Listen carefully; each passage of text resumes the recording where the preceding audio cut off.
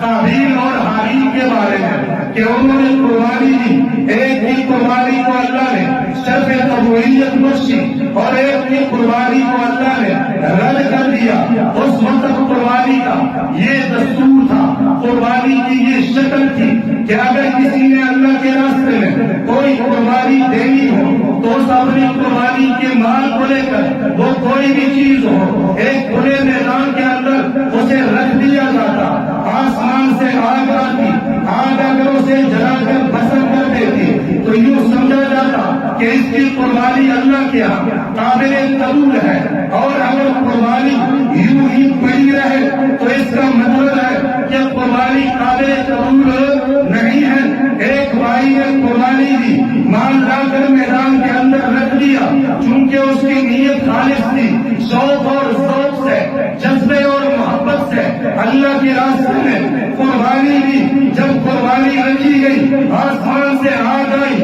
آگ نے اسے جلا کر بھسم کر دیا، اللہ کے ہاں قبول ہوئی۔ اور دوسرا بھائی اس نے گلا سارا اناج لے کر اس میدان کے اندر رکھا، وہ جب دل کے ساتھ، نفرت کے ساتھ اور اسی طرح اپنے سر سے فرض کو اتارنے کے لیے اس نے جب رکھی تو اللہ کو اس کی قربانی قابل قبول نہ ہوئی، وہ قربانی یوں ہی پڑی رہی۔ تو کہنے کا مطلب یہ ہے کہ یہ قربانی بندے کا ایجاد نہیں بلکہ رب کا حکم ہے۔ قل ان صلاتی و نسکی و محیایا و مماتی للہ رب العالمین۔ اللہ کے پیغمبر سے اعلان کروایا گیا کہ میرے پیغمبر آپ اعلان فرما دیں، قل فرما دیں ان صلاتی کہ بے شک میری نمازیں و نسکی اور میری قربانی و محیایا میری زندگی و مماتی اور میری موت للہ رب العالمین۔ کس کے لیے ہے؟ اور یاد کس کے لیے ہے؟ نمازیں کس کے لیے؟ اللہ کے لیے۔ قربانیاں کس کے لیے؟ اللہ کے لیے۔ زندگی کس کے لیے؟ اللہ کے لیے۔ موت کس کے لیے؟ اللہ کے لیے۔ یہ اللہ نے اپنے پیارے پیغمبر کی زبان سے یہ اعلان کروایا۔ تو جب یہ قربانی کا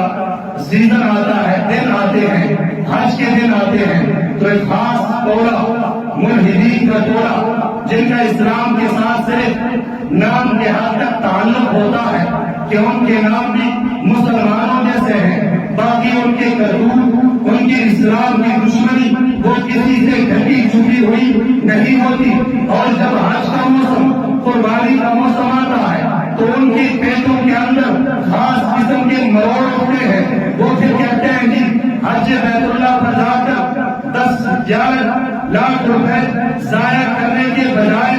اگر کسی غریب کی مدد کر دی جائے، گھروں میں بہن بیٹیاں بیٹی ہوتی ہیں، شادی نہ ہونے کی وجہ سے ان کے بال سفید ہو جائے، اگر ان کی شادیاں کر دی جائے، اسی طرح اگر رفع عامہ کے لیے کوئی گلی بنوائے، کوئی سڑک بنوائے، راستے میں نلکا لگائے، اگر یہ کام کر دیے جائے تو یہ کام ابتداء سے ثواب ہے۔ اور جب قربانی کا موسم آتا ہے تو کہتے ہیں کہ یہ جانور کے ساتھ ظلم ہے، سمجھ آ گئی؟ اس سے جانوروں کی نسل ختم ہو رہی ہے، اور اسی طرح یہ جانور کو ذبح کر کے ان کے ساتھ ظلم ہوتا ہے۔ اور ہر سال ہم اتنے جانور ذبح کرتے ہیں، اتنا پیسہ خرچ کرتے ہیں، اگر یہی پیسہ ہم کسی اور کام کے اندر لگائیں، کسی غریب بچی کی شادی کریں، کسی غریب کو روزگار دے دیں، یا اسی طرح کوئی دیگر رفع عامہ کے ہم کام کریں تو یہ کام اچھے ہیں، یہ کام اچھے ہیں، غریب کی مدد بھی ہو جائے گی اور ثواب بھی مل جائے گا۔ اصل چیز تو ہے ثواب کمانا، سمجھ آ گئی؟ اگر ثواب تمہیں یہاں سے مل جائے تو تمہیں کیا ضرورت ہے مہینہ پہلے ذلیل و خوار ہونا، جانور ڈھونڈنا، پھر پیسوں کا بندوبست کرنا، پھر اسے ذبح کرنا اور یہ کام کرنا؟ یہ آپ ایسے کسی غریب کو دیں، یہ ان کے اعتراضات، سمجھ آ گئی؟ اور جو اعتراض کرتے ہیں، اگر آپ ان سے پوچھیں کہ پورے سال یہ جو آپ کباب اور ٹکی کھاتے ہیں، 5 اسٹار ہوٹلوں میں جا کر جو گوشت کھاتے ہیں، مٹن کڑھائی، چکن کڑھائی، بیف اور یہ تمام چیزیں جو کھاتے ہو اس وقت کبھی جانور کو تمہیں ترس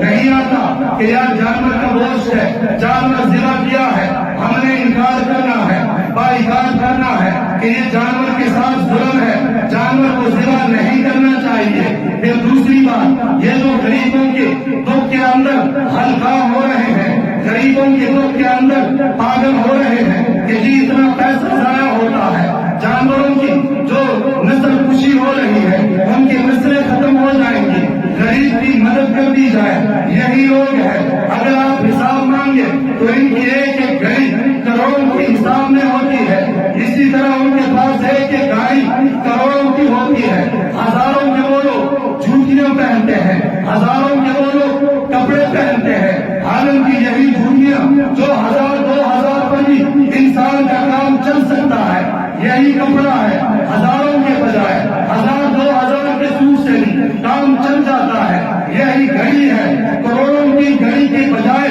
اگر 500-1000 کی گھڑی ہو تب بھی کام چل سکتا ہے، لیکن وہاں پھر انہیں غریب یاد نہیں آتے۔ اگر غریبوں کے ساتھ ہمدردی ہے تو پھر تو چاہیے نا یہ قیمتی گھڑی اتار ہے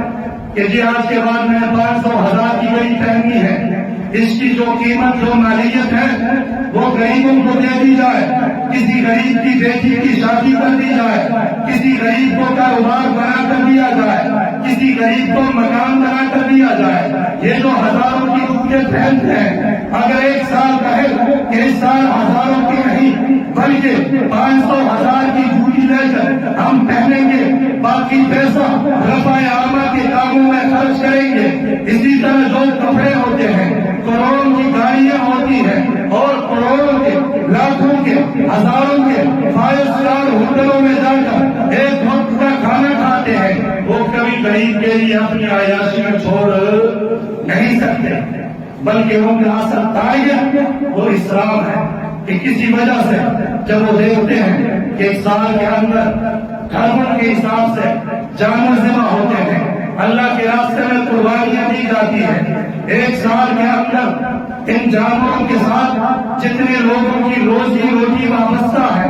جو کسان پورے سال جانور پالتا ہے، اس عید پر آ کر اس کا جانور بکتا ہے، اسے منافع ملتا ہے۔ اسی طرح کچھ لوگ چارے کا کاروبار کرتے ہیں، اپنا چارہ بیچتے ہیں، کچھ لوگ جانور ذبح کرتے ہیں، اسی طرح ان کو مزدوری ملتی ہے، اور کچھ لوگ اسی طرح دیگر کام کرتے ہیں، ان کی اس کی مد کے اندر یہ ایک قربانی کے مد کے اندر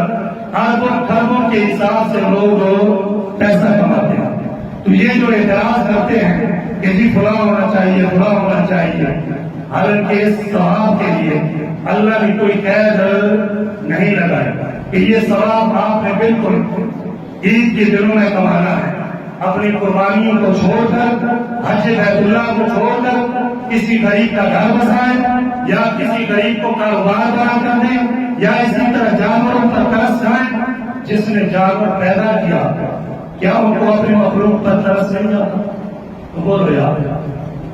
بلکہ اللہ کے پیغمبر نے تو فرمایا لا یرحمک الناس من لا یرحمک اللہ، کہ جب تک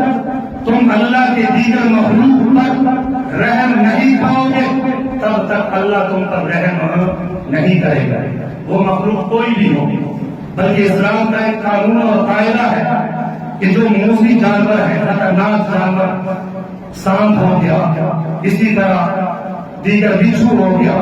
جن کی ڈسنے کی وجہ سے انسان کو تکلیف ہوتی ہے، نقصان پہنچتا ہے،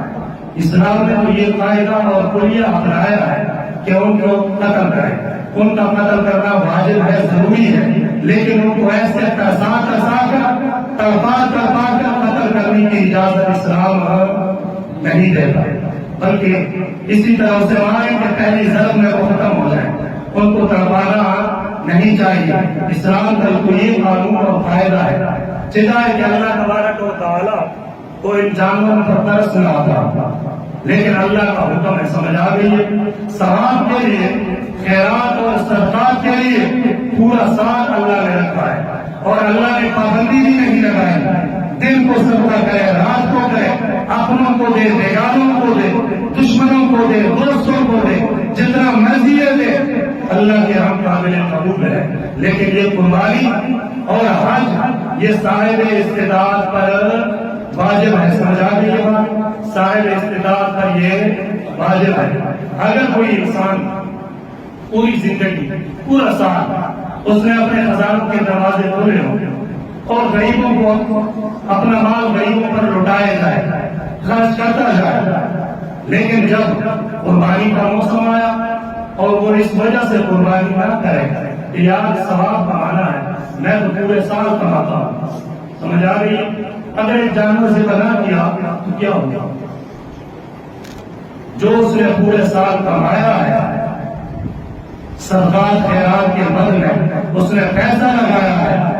اس کا ثواب اسے الگ ملے گا، لیکن واجب ترک کرنے کا جو گناہ ہے یہ گناہ اس کے کھاتے میں الگ لکھا جائے گا۔ اگر پورے سال کوئی غریبوں پہ مال لٹاتا ہے، غریبوں پہ مال خرچ کرتا ہے، لیکن اس پہ حج فرض ہے اور حج بیت اللہ پر نہیں جاتا، کہتا ہے کہ جتنا خرچہ وہاں آتا ہے 10-11 لاکھ روپے، 10-11 لاکھ میں 11 بچیوں کی شادی کر سکتا ہوں، 11 بچیوں کے ہاتھ پیلے کر سکتا ہوں، 11 بچیوں کو ڈولیوں میں بٹھا کر ان کے گھروں کو میں بسا سکتا ہوں، تو حج سے یہ بڑا ثواب ہے۔ اگر وہ کر دے اس کا ثواب الگ ہے، لیکن جو اس نے فرض ترک کر دیا اس میں حج فرض تھا، جو گناہ اس کے کھاتے میں لکھا جائے گا اس گناہ سے اسے چھٹکارا نہیں مل سکتا۔ سمجھ آ گئی یہ بات کی؟ تو یہ صرف لوگوں کے پروپیگنڈے ہیں۔ جب یہ موسم آتا ہے قربانی کا، حج کا، تو وہ نکل آتے ہیں، شروع ہو جاتے ہیں، غریبوں کے بارے میں وہ بالکل پاگل ہو رہے ہوتے ہیں، لیکن کبھی غریب کے لیے اپنی عیاشیاں، اپنی فضول خرچیاں ایک لمحے کے لیے بھی وہ ترک کرنے کو نہیں چاہتے، بلکہ صرف لوگوں کو، سادہ لوگ مسلمانوں کو فریض حج سے اور قربانی جیسی نعمت سے محروم کرنے کے لیے وہ یہ حرکتیں استعمال کرتے ہیں، اور لوگ سمجھتے ہیں کہ جی یہ تو غریبوں کے بڑے خیر خواہ ہیں، یہ تو 24 گھنٹے غریبوں کے بارے میں سوچتے ہیں، غریبوں کے حق میں بولتے ہیں، حتیٰ کہ جب سوئے ہوتے ہیں پھر بھی غریبوں کے بارے میں یہ سوچ کر سوتے ہیں، حالانکہ پتہ نہیں ہوتا کہ یہی لوگ اسلام کے سب سے بڑے دشمن ہیں۔ سمجھ آ رہی ہے بات کی؟ تو اللہ نے جس پر قربانی واجب کی ہے وہ چاہے کچھ بھی کرے، لیکن اگر قربانی اس نے ترک کی تو ترک واجب کی جو سزا ہے، جو گناہ ہے، وہ اس کے نام اعمال کے اندر لکھ دیا جائے گا۔ اور پھر اس کے اتنے فضائل ہیں، اللہ کے پیغمبر صلی اللہ علیہ وسلم نے فرمایا کہ 10 ذی الحجہ 11 یا 12 ذی الحجہ کو جو قربانی کا ثواب ہے، اگر کوئی انسان مس کرے اور بعد میں پورے سال کے ہر دن ایک جانور اللہ کے راستے میں قربان کرے اس کا ثواب ہے، لیکن جو ان 3 دنوں کے اندر ثواب ہے، پورا سال اللہ کے راستے میں جانور ذبح کرتا رہے، اس ثواب کا وہ مقابلہ نہیں کر سکتے، یہ اتنا زیادہ ثواب ہے۔ اور جس نے ان ملحدوں کے باتوں میں آ کر قربانی ترک کی تو اس کے لیے اللہ کے پیغمبر صلی اللہ علیہ وسلم نے فرمایا کہ جس پر قربانی واجب تھی اور اس نے قربانی ادا نہیں کی تو اسے کوئی ضرورت نہیں عید والے دن ہماری عیدگاہ کے اندر، وہ ہماری عیدگاہ کے اندر بالکل آئے۔ تو جو کچھ کہا اور سنا گیا، اللہ تبارک و تعالیٰ سے دعا ہے کہ ہم سب کو اس پر عمل کرنے کی توفیق عطا فرمائے۔ وما علینا الا البلاغ۔